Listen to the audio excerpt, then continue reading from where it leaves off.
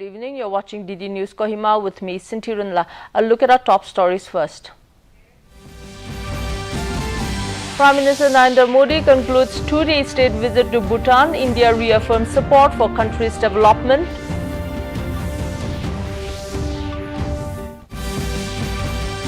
Prime Minister Narendra Modi visits injured of the car blast at Lok Nayak Jai Prakash Narayan Hospital in Delhi. President Draupadi Murmu holds bilateral talks with President Duma Boko of Botswana in Gaborone, discusses several issues of mutual interest. And late Imkong El Imchen accorded state funeral in Kohima today. Now the details.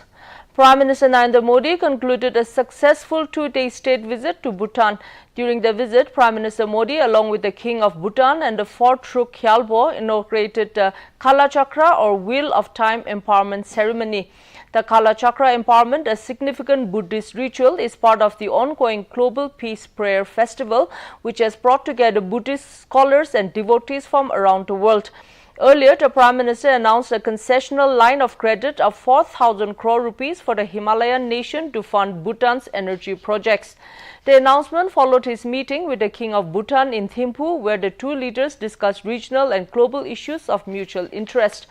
The Prime Minister and the King jointly inaugurated the 1020 megawatt Punach Sangchu 2 hydroelectric project, marking a major milestone in India-Bhutan Energy Cooperation.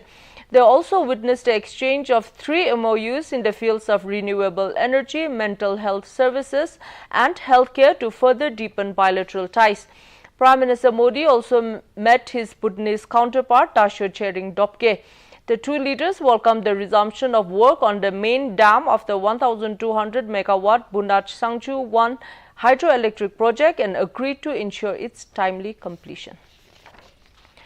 Prime Minister Narendra Modi today visited Lok Nayak Jai Prakash Narayan Hospital to meet those injured in the car blast that occurred in the national capital on Monday.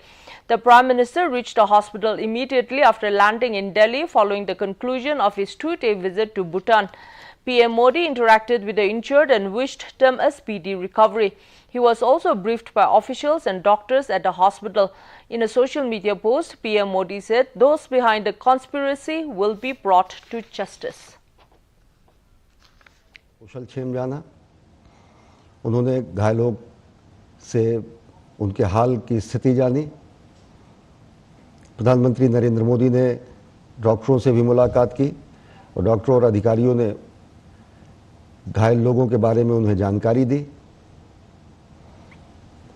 अस्पताल के अधिकारियों और डॉक्टरों ने प्रधानमंत्री नरेंद्र मोदी को मरीजों की स्थिति की जानकारी दी और भूटान की 2 दिवसीय यात्रा के बाद जब प्रधानमंत्री नरेंद्र मोदी स्वदेश पहुंचे तो सीधे वे LNJP अस्पताल पहुंचे, जहां पर उन्होंने दिल्ली में हुए लाल किले के सामने विस्फोट में घायल लोगों से मुलाकात की, उनका कुशल क्षेम जाना, उनके स्वास्थ्य की स्थिति को जाना और साथ ही साथ अस्पताल के अधिकारियों ने उन्हें जानकारी दी हर एक मरीज़ के स्वास्थ्य की स्थिति के बारे में और साथ ही साथ मरीज़ों को हर संभव जो चिकित्सा सुविधा और उपचार मुहैया कराया जा रहा है उस बारे में जानकारी दी।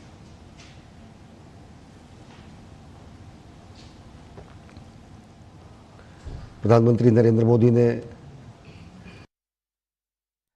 Indian security agencies have detained several people in Indian-administered Kashmir as part of an investigation into Monday's deadly car explosion near Delhi's Red Fort metro station, the Associated Press reports. Police said at least 5 people were taken in for questioning during overnight raids in southern Kashmir's Pulwama district.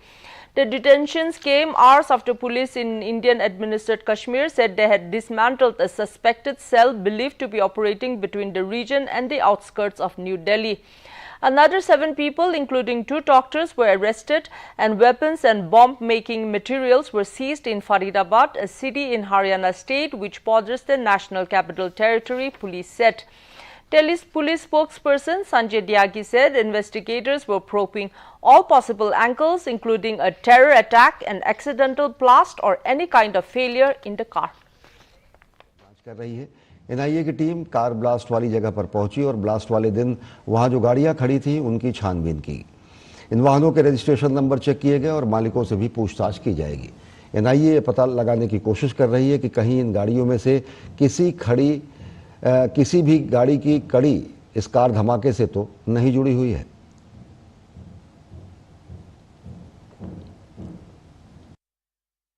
President Draupadi Murmu held bilateral talks with President Duma Bogo of Botswana in Gaborone today and discussed several issues of mutual interest.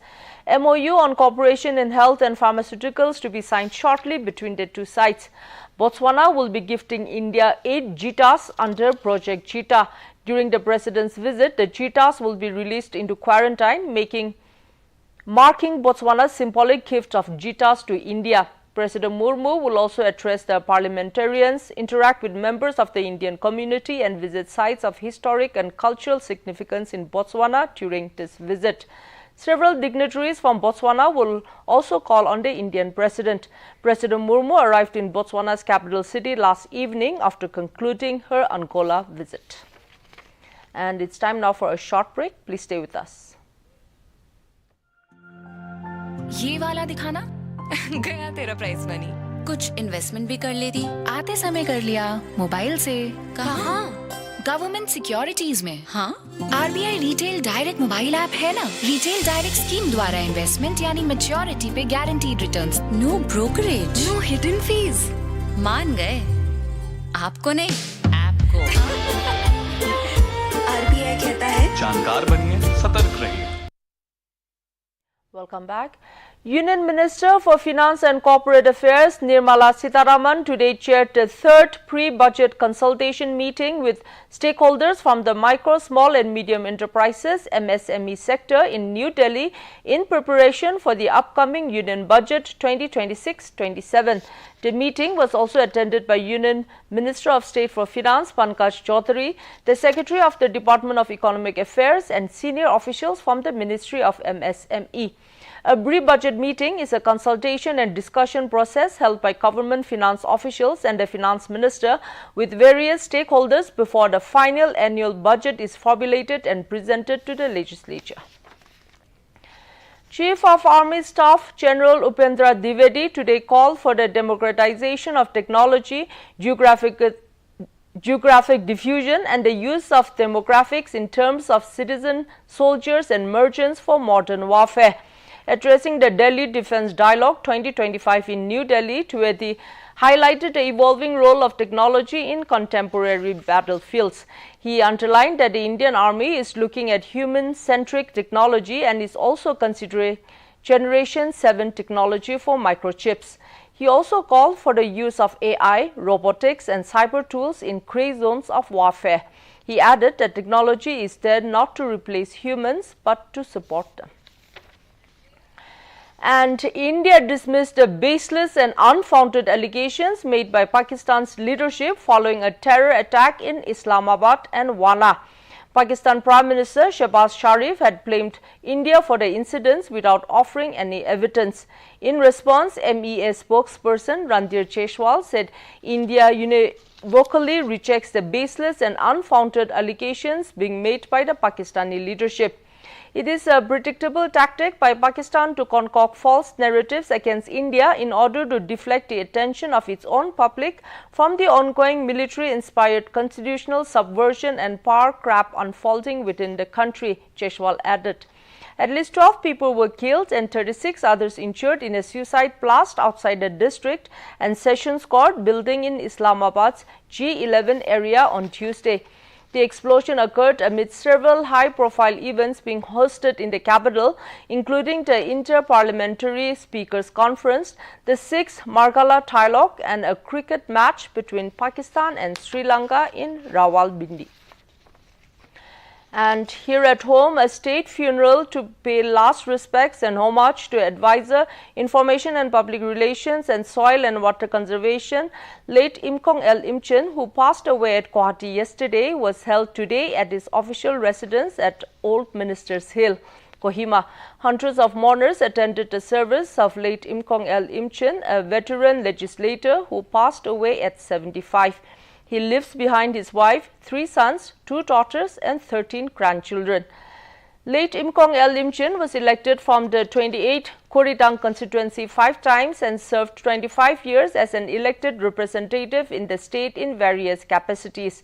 Cabinet ministers led by Chief Minister Nipiu Rio, legislators, senior government officials, civil society organizations and well-wishers paid their last respects to Im Kong El Lim Chin. Speaking at a funeral, CM Rio conveyed his heartfelt condolences to the bereaved family and described Im Kong as a dedicated leader and a pillar of strength. He said the death had created a vacuum in the state's political landscape, adding that its legacy of service and integrity would remain an inspiration for all. NLA Speaker Sheringain Longkomer recalled Im Kong's dedication, versatility and human leadership and described him as the pillar of Nagaland's political landscape. A card of honor was accorded by the Nagaland police. The mortal remains of late Im Kong El Lim Chin was later taken to his native village Mangmotong in Mokokchung district, where the funeral rites will be performed tomorrow.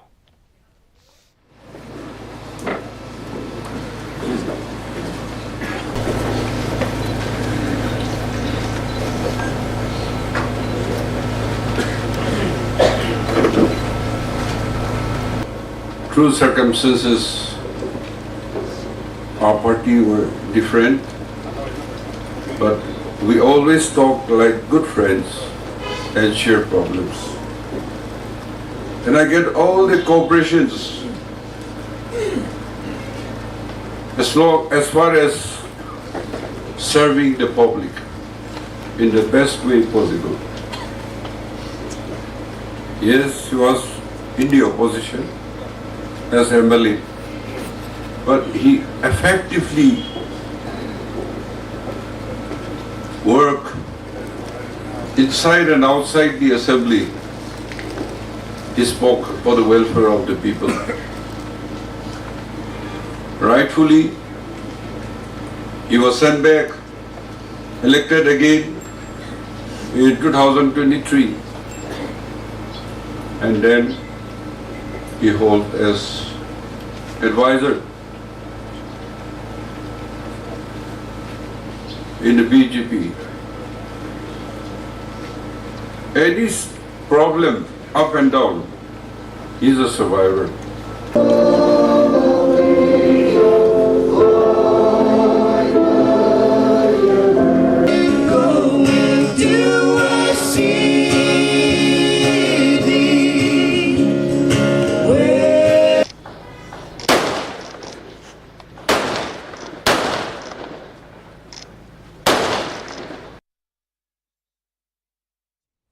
And now a look at the weather reports across Nagaland.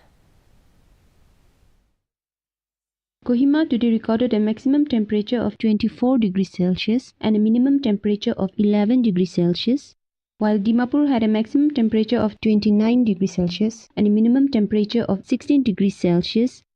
Wokha experienced a maximum temperature of 26 degrees Celsius and a minimum temperature of 14 degrees Celsius. Mokokchung had a maximum temperature of 24 degrees Celsius and a minimum temperature of 12 degrees Celsius.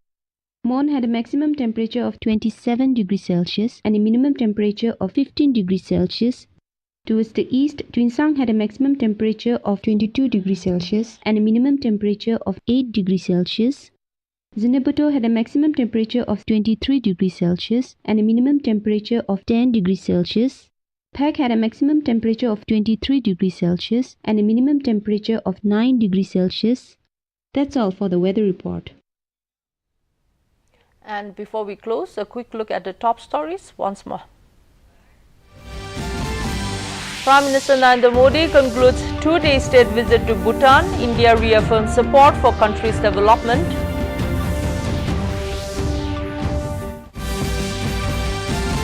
Prime Minister Narendra Modi visits injured of the car blast at Lok Nayak Jay Prakash Narayan Hospital in Delhi.